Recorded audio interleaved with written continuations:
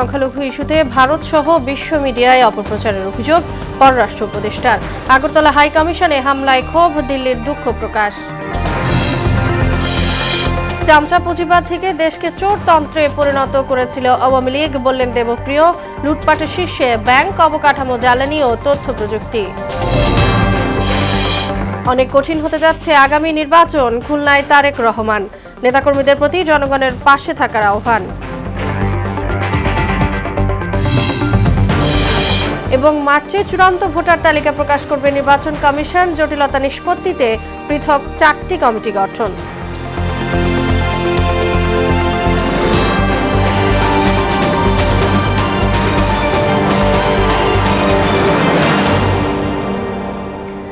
আসসালামু আলাইকুম, সবাইকে মোহনা সংবাদে স্বাগত। শুনছিলেন শিরোনাম, সঙ্গে আছি তাসনুমা বিনতে তাহের।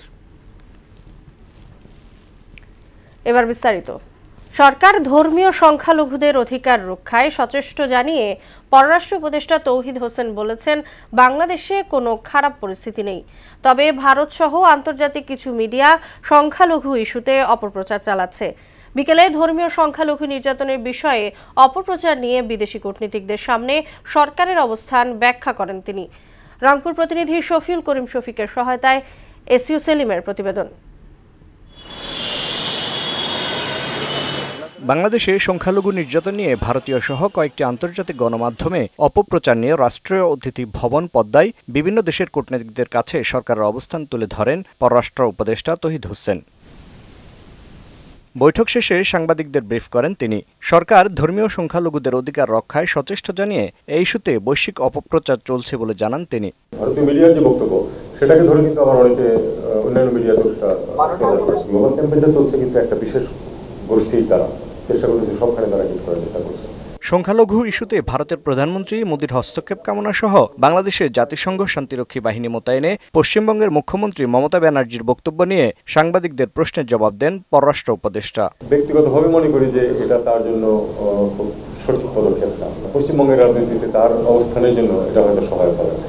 এদিকে রংপুরের পীরগঞ্জে শহীদ আবু সাইদের কবর জিয়ারত ও পরিবারের সদস্যদের সাথে সাক্ষাৎ শেষে স্বরাষ্ট্র উপদেষ্টা জাহাঙ্গীর আলম চৌধুরী অভিযোগ করেন, সংখ্যালঘু ইস্যুতে মিথ্যা প্রচারণা চালাচ্ছে ভারতীয় মিডিয়া। পার্শ্ববর্তী দেশের মিডিয়া আমগো সম্বন্ধে অনেক মিথ্যা প্রচার করে, আপনারা সত্যি ঘটনা প্রকাশ করে আপনারা মিথ্যাটাকে বন্ধ করে দিতে পারেন। যারা আপনি এই যে মিথ্যা ঘটনা রটাচ্ছে তাদের মুখে সে সময় চুলকালি পড়বে। দেশের উন্নতির জন্য এবং আইনশৃঙ্খলা পরিস্থিতি নিয়ন্ত্রণে সবাইকে একযোগে কাজ করার আহ্বান জানান তিনি। আমাদের সবারই কিন্তু একযোগে কাজ করতে হবে। এসইউ সেলিম, মোহনা সংবাদ। সবকিছুই কিন্তু চট্টগ্রামে আইনজীবীকে হত্যা করে উগ্রবাদীরা দেশকে তপ্ত শ্মশানে পরিণত করতে চেয়েছিল বলে মন্তব্য করেছেন জামায়াতে ইসলামীর আমির ডাক্তার শফিকুর রহমান। সকালে ঝালকাঠিতে এক সমাবেশে প্রধান অতিথির বক্তব্যে তিনি একথা বলেন। এদেশে হিন্দু, মুসলিম, বৌদ্ধ, খ্রিস্টান ঐক্যবদ্ধভাবে বসবাস করছে উল্লেখ করে এই সম্প্রীতি কোনোভাবেই নষ্ট হতে দেয়া যাবে না বলেও জানান জামায়াত আমির। বাংলাদেশ প্রয়োজন যেখানে মসজিদ, মন্দির, মঠ, প্যাগোডা কিংবা চার্চ পুরোটাই পাহারা দেওয়ার দরকার পড়বে। মিলেমিশে আমাদের সুন্দর বাগানে আমরা থাকবো। যার যার কাজ, যার যার ধর্ম, সে তার রুচি এবং তার চিন্তা অনুযায়ী সে আদায় করবে। সেখানে কেউ হস্তক্ষেপ করার দুঃসাহস দেখাবে না। একজন আইনজীবীকে কিছু উগ্র গোষ্ঠী হত্যা করলো। তারা চেয়েছিল এর মাধ্যমে বাংলাদেশকে তপ্ত একটা শ্মশানে পরিণত করবে। শ্বেতপত্র প্রণয়ন কমিটির কাজ চুরির বর্ণনা দেয়া চোর ধরা নয়। বিগত সরকারের 15 বছরের চামচা পুঁজিবাদ থেকে চোরতন্ত্রে উন্নয়নের বর্ণনায় প্রকাশিত শ্বেতপত্রে উঠে এসেছে বলে জানালেন কমিটির প্রধান ডক্টর দেবপ্রিয় ভট্টাচার্য। প্রকাশিত তথ্য অনুযায়ী গত 15 বছরে দেশ থেকে 2,40,000 কোটি মার্কিন ডলার পাচার হয়েছে। আরও জানাচ্ছেন ওবায়দুল হক মারুফ। তাদের ভিতরে সবচেয়ে আগারগাঁওয়ে পরিকল্পনা কমিশনে বিগত 15 বছরে পতিত আওয়ামী লীগ সরকারের দুর্নীতির ফিরিস্তি তুলে ধরতে শ্বেতপত্র প্রণয়ন কমিটির এ সংবাদ সম্মেলন। এতে হাসিনা সরকারের শাসনামলের দুর্নীতি, লুণ্ঠন ও আর্থিক কারচুপির নানা তথ্য উঠে আসে। শ্বেতপত্র প্রণয়ন কমিটির দেশের 10% মানুষ 85% সম্পদ ভোগ করছে জানিয়ে সাংবাদিকদের প্রশ্নের জবাবে নিজ নিজ পর্যবেক্ষণ তুলে ধরেন কমিটির সদস্যরা। বিদ্যুৎ এবং জ্বালানিতে সংকট সৃষ্টি হয়েছিল, তার প্রেক্ষিতে 2010 সালে পলিসি করেই দুর্নীতির পথ সুগম করা হয়েছে। আমাদের ঘাড়ে এবং আমাদের পরবর্তী প্রজন্মের ঘাড়ে দুর্নীতির মাধ্যমে এই মেগা প্রকল্প থেকে যে টাকা পাচার হয়েছে সেটা কিন্তু আমাদের কাছে থেকে যাচ্ছে। একটা হলো সামষ্টিক অর্থনৈতিক স্থিতিশীলতা, ম্যাক্রো ইকোনমিক স্টেবিলিটি। দ্বিতীয় হলো নীতির সংস্কার, পলিসি রিফর্মস। আর তৃতীয় হলো জবাবদিহিমূলক প্রতিষ্ঠান গড়ে তোলা, ইনস্টিটিউশনাল অ্যাকাউন্টেবিলিটি। এই তিনটাই হলো সিঁড়ি, এর বাইরে বের হওয়ার কোনো পথ নেই। এই দুটিকে বের করে বাংলাদেশের উন্নয়নের প্রকৃত চিত্র বের করে সামনের দিনের উন্নয়নের পরিকল্পনা। সরকারের কোনো প্রকার হস্তক্ষেপ ছাড়াই কমিটি অনুসন্ধান করে রিপোর্ট প্রদান করেছে বলে জানান শ্বেতপত্র প্রণয়ন কমিটির সভাপতি দেবপ্রিয় ভট্টাচার্য। চামচা পুঁজিবাদের থেকে কিভাবে চোরতন্ত্রে চলে গেল, আপনার নির্বাহী বিভাগ বলেন অথবা আপনি বিচার বিভাগ বলেন, তারা সকলে যখন গোষ্ঠীবদ্ধভাবে একটি চুরির অংশ হয়ে যায় সেটাই তখন চোরতন্ত্র। এই তিনটি নির্বাচন এইটা বিষবৃক্ষ সৃষ্টি করেছে এই চোরতন্ত্রের। সরকারের পক্ষ থেকে যেই সমস্ত পদক্ষেপগুলো নেওয়া হয়েছে তার একটি সুনির্দিষ্ট পেশাগত বিস্তারিত বিবরণ জনসমক্ষে দিলে পরে লোকের কাছে বোধগম্য হবে আসলে এই সরকার এই পদ্ধতিতে কি নিয়েছে। দেশের জন্য অবদান রাখতে কমিটি নিঃস্বার্থভাবে কাজটি করেছে বলেও জানান দেবপ্রিয়।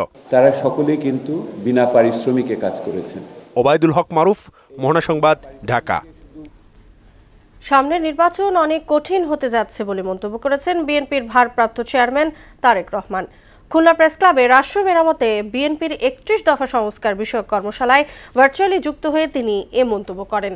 এ সময় তারেক রহমান নেতাকর্মীদের উদ্দেশ্যে বলেন, নেতাকর্মীদের সকল কর্মকাণ্ড হচ্ছে বিএনপির আগামী দিনের পুঁজি। আগামীতে জনগণকে বিএনপির পাশে রাখার দায়িত্ব সকল নেতাকর্মীর।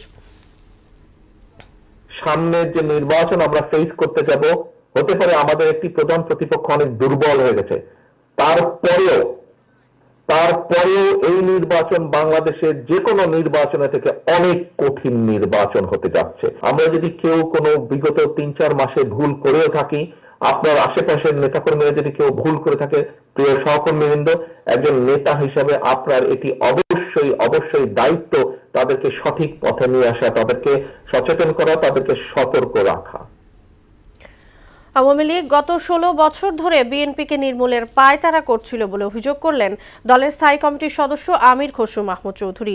আর 21শে আগস্ট গ্রেনেড হামলা মামলায় হাইকোর্টের রায়ে বিচার বিভাগের স্বাধীনতা ফিরেছে বলে মন্তব্য করেছেন দলের স্থায়ী কমিটির সদস্য হাফিজ উদ্দিন আহমদ। আরো জানাচ্ছেন তানজিব ভুঁইয়া।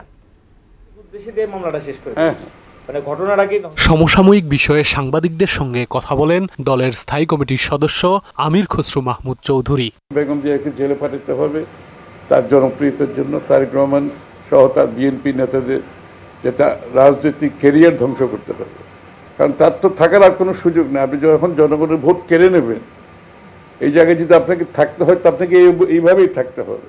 এ সময় আওয়ামী লীগ দেশকে ধ্বংস করেছে মন্তব্য করে আগামীতে তারেক রহমানের নেতৃত্বে জাতীয় সরকার প্রতিষ্ঠিত হবে বলে জানান বিএনপির এই শীর্ষ নেতা। যার নেতৃত্বে সমস্ত জাতিকে সংগঠিত ঐক্যবদ্ধ করেছেন, এই মানুষটার আজকে এখন দেশে নাই, তার অনুপস্থিতিটা আমরা সকলে তো অনুভব করছি, তাই না?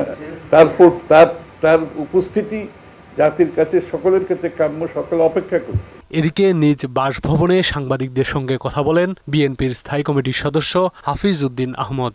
বলেন, তারেক রহমান দেশে ফিরলে রাজনীতিতে আমূল পরিবর্তন আসবে। তিনি আসবেন এবং অবশ্যই আগামী নির্বাচনের আগে তো তাকে আমরা চাই, এবং তিনি আসার ফলে রাজনৈতিক দৃশ্যপট অনেক পরিবর্তিত হবে। অ্যাক্টিং চেয়ারম্যান জনাব তারেক রহমানকে উদ্দেশ্যমূলকভাবে এই 21শে আগস্টে গ্রেনেড মামলাতে জড়ানো হয়েছে।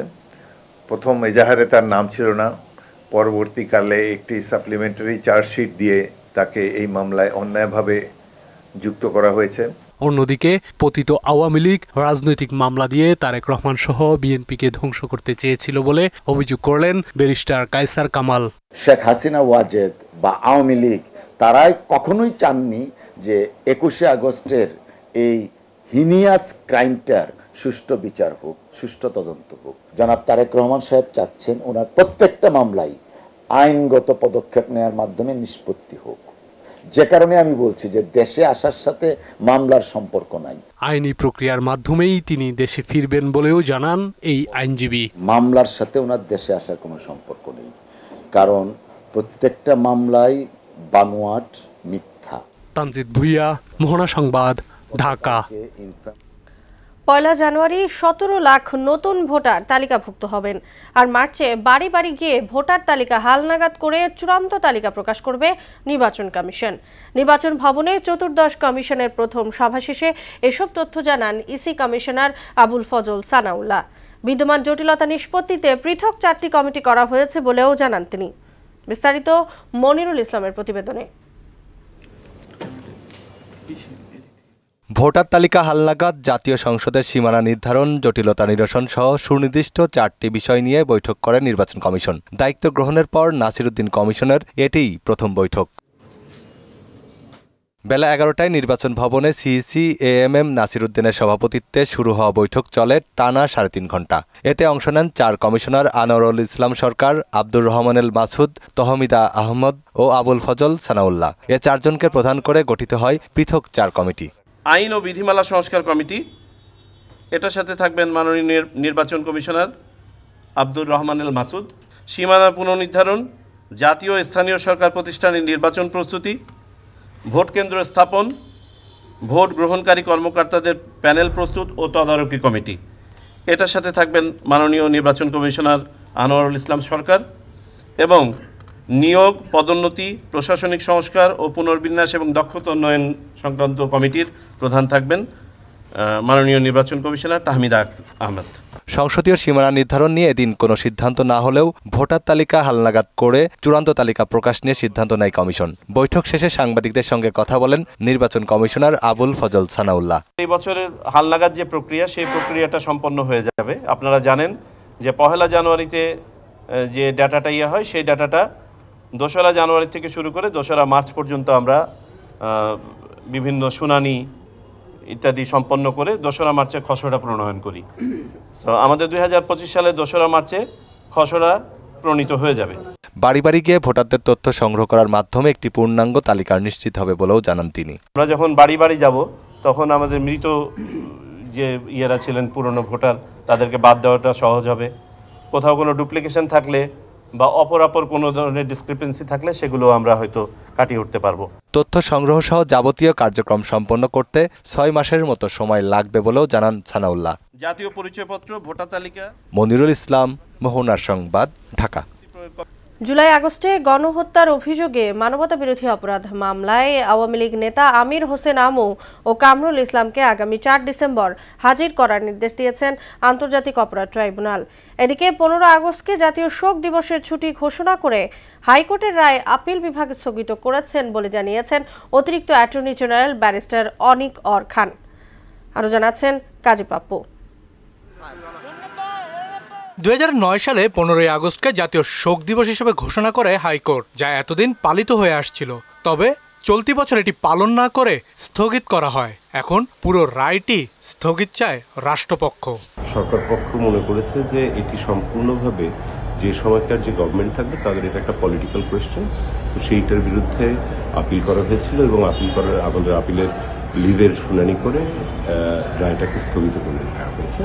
এদিকে জুলাই আগস্টে গণহত্যার অভিযোগে আওয়ামী লীগের প্রেসিডিয়াম সদস্য ও সাবেক মন্ত্রী কামরুল ইসলাম এবং আমির হোসেন আমুকে গ্রেফতার দেখাতে আবেদন করে প্রসিকিউশন। পরে আদালতে রাষ্ট্রপক্ষে শুনানি করেন প্রসিকিউটর গাজী MH তামিম। শুনানি শেষে এই 2 আসামিকে আগামী 4 ডিসেম্বর ট্রাইব্যুনালে হাজির করার নির্দেশ দেন। 14 দলের সমন্বয়ক এবং 14 দলের অন্যতম নেতা ছিলেন। যে মিটিংয়ে কারফিউ জারির সিদ্ধান্ত হয়, দেখা মাত্র গুলির নির্দেশ হয়, সেই সমাবেশে উনি একজন অন্যতম নীতি নির্ধারক হিসেবে উপস্থিত ছিলেন। অ্যাডভোকেট কামরুল ইসলাম সাহেব তার নির্দেশে এবং পরামর্শে ছাত্র জনতার উপরে আইন শৃঙ্খলা বাহিনী এবং বিশেষ করে ছাত্রলীগ আওয়ামী লীগদের ক্যাডার বাহিনী নির্বিচারে গুলিবর্ষণ করেছে। গুমের অভিযোগে র‍্যাব 2 এর সাবেক পুলিশ সুপার মহিউদ্দিন ফারুকি ও বরিশাল রেঞ্জের অতিরিক্ত পুলিশ সুপার আলেপ উদ্দিনকে কারাগারে পাঠানোর নির্দেশ দিয়েছেন আন্তর্জাতিক অপরাধ ট্রাইব্যুনাল। তাদের 2 জনকে 20 ফেব্রুয়ারি আদালতে হাজির করার জন্য পরবর্তী দিন ধার্য করেন আদালত। এই গুম ভিকটিমরা নিজেই আমাদের কাছে অভিযোগ করেছে। আলেপ উদ্দিনকে আনা হয়েছে। সে ছিল গুমের মাস্টারমাইন্ড। আনুমানিক প্রায় মানে অর্ধশতাধিক গুমের অভিযোগে আমরা তার বিরুদ্ধে অভিযোগ। এদিকে জয় বাংলাকে জাতীয় স্লোগান ঘোষণা করে হাইকোর্টের দেওয়া রায় স্থগিত চেয়ে আবেদন করেছে রাষ্ট্রপক্ষ। সোমবার এর তথ্য জানান অতিরিক্ত অ্যাটর্নি জেনারেল ব্যারিস্টার অনিকার হক। এছাড়া পিলখানা হত্যাকাণ্ডের প্রকৃত কারণ উদ্ঘাটনে জাতীয় স্বাধীন কমিশন গঠন করেছে সরকার। বিচারপতি ফারা মাহবুবের নেতৃত্বাধীন হাইকোর্ট বেঞ্চকে এর তথ্য জানিয়েছে রাষ্ট্রপক্ষ। কাজী পাপ্পু, মোহনা সংবাদ, ঢাকা। টুগেদার উই উইন নামে বিজনেস কনফারেন্স করেছে দেশের শীর্ষস্থানীয় ব্যবসা প্রতিষ্ঠান আকিজ বশির গ্রুপ। কক্সবাজারে সারা দেশের 5 শতাধিক ডিলার এবং আকিজ বশির গ্রুপের কর্মকর্তারা এতে উপস্থিত ছিলেন। একসাথে এগিয়ে চলার দৃঢ় অঙ্গীকারের মাধ্যমেই নতুনত্ব ও আধুনিকতায় দেশের গ্লাস শিল্পে বিপ্লবিক পরিবর্তন আনতে আকিজ বশির গ্লাস বদ্ধপরিকর বলে জানান গ্রুপের নবনিযুক্ত ব্যবস্থাপনা পরিচালক তসলিম মাহমুদ খান।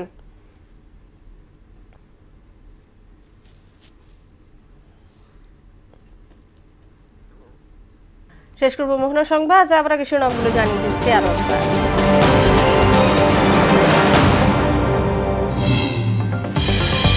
সংখ্যালঘু ইস্যুতে ভারত সহ বিশ্ব মিডিয়া অপপ্রচারের অভিযোগ পররাষ্ট্র উপদেষ্টার।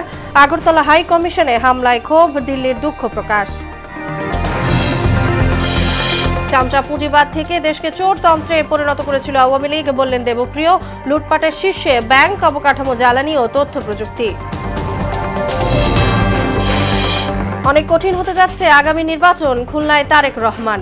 নেতাকর্মীদের প্রতি জনগণের পাশে থাকার আহ্বান।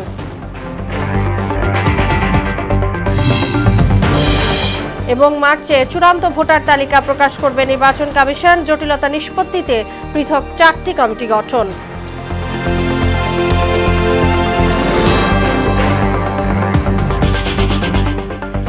এই ছিল মোহনা সংবাদে। পরবর্তী সংবাদ রাত 12:30টায়। মোহনা সবশেষ খবর জানতে ভিজিট করুন www.mohana.tv। সংবাদ দেখতে পারেন ফেসবুক, ইউটিউবেও। এতক্ষণ সঙ্গে থাকার জন্য সবাইকে ধন্যবাদ।